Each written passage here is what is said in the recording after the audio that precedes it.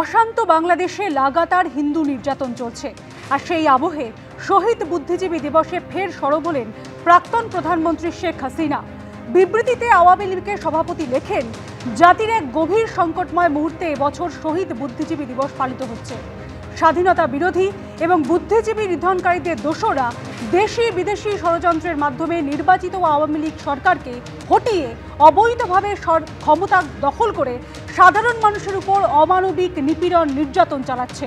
কট্টরপন্থীদের অত্যাচারের জবাব দিতে সকলকে ঐক্যবদ্ধ হওয়ার আহ্বান জানান তিনি। 14ই ডিসেম্বর বাংলাদেশে শহীদ বুদ্ধিজীবী দিবস হিসেবে পালিত হয়।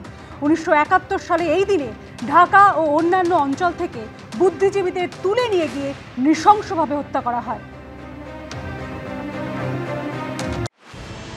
ভারতের বিরুদ্ধে বিদ্বেষের আগুন জ্বালিয়ে চলেছে বাংলাদেশ। এদিকে তাদের নিজের দেশের বাজারেই জিনিসপত্রের দামে আগুন। কেনাকাটা করতে গিয়ে বাংলাদেশের নাগরিকদের কালঘাম ছুটে যাচ্ছে। ভাই নতুন আলু কত করে?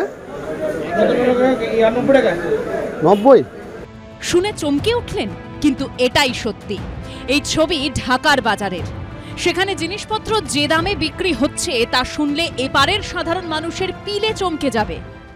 নতুন আলু কত করে? মানে মানুষ বলছে 110, 80, 90। আর এই পেঁয়াজটা বাংলাদেশিটা কত? আর ওই যে পুরনো আলুটা, পুরনো আলু দুটোই 80।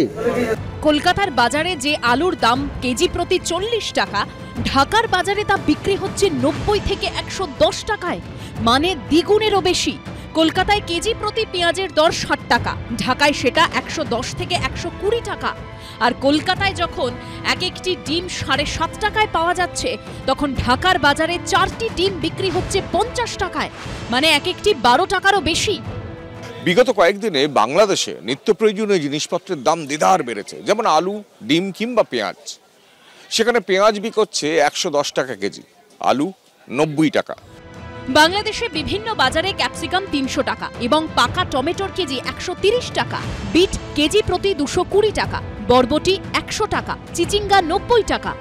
বাংলাদেশের সাধারণ মানুষ যখন নিত্য প্রয়োজনীয় জিনিসের দামে ছেঁকা খাচ্ছেন, তখন কোন সাহসে বাংলাদেশ যুদ্ধের জিগির তুলে চলেছে? বিশেষজ্ঞরা বলছেন, এটা আসলে নজর ঘোরানোর কৌশল।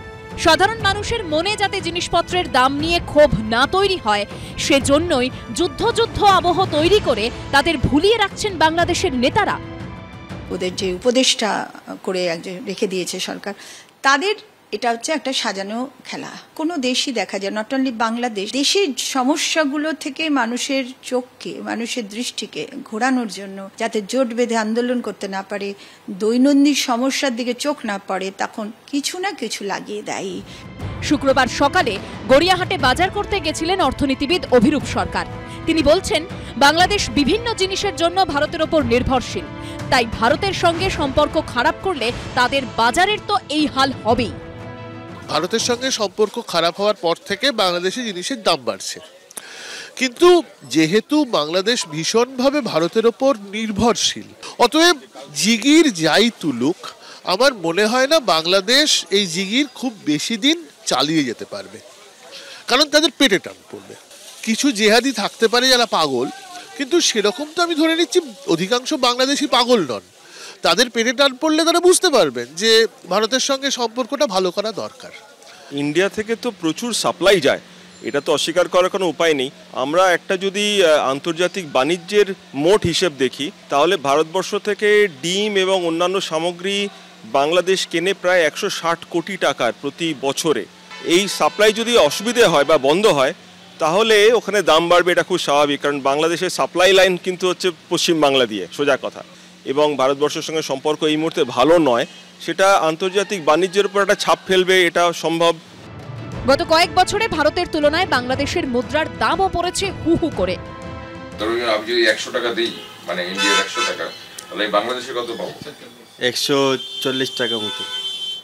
এটা আগেও এরকম ছিল আগে? আর আমি যদি 2019-এ 100 টাকা দিতাম, তখন কত টাকা পেতাম? তখন আপনি 150 টাকা পেতেন। আজকের দিনে কত? আজকের দিনে 135। আপনাদের এমনিতে মানে এখন এই মুদ্রা বিনিময়ের লোকজন আসছে? লোকজন এখন বেশি আসছে না, ও তো আসছে না। যুদ্ধের জিগির তুলে কতদিন এসব জ্বলন্ত সমস্যা থেকে সাধারণ মানুষের নজর ঘুরিয়ে রাখতে পারবে বাংলাদেশ? প্রশ্ন সেটাই। কৃষ্ণেন্দু অধিকারীর রিপোর্ট, এবিপি আনন্দ।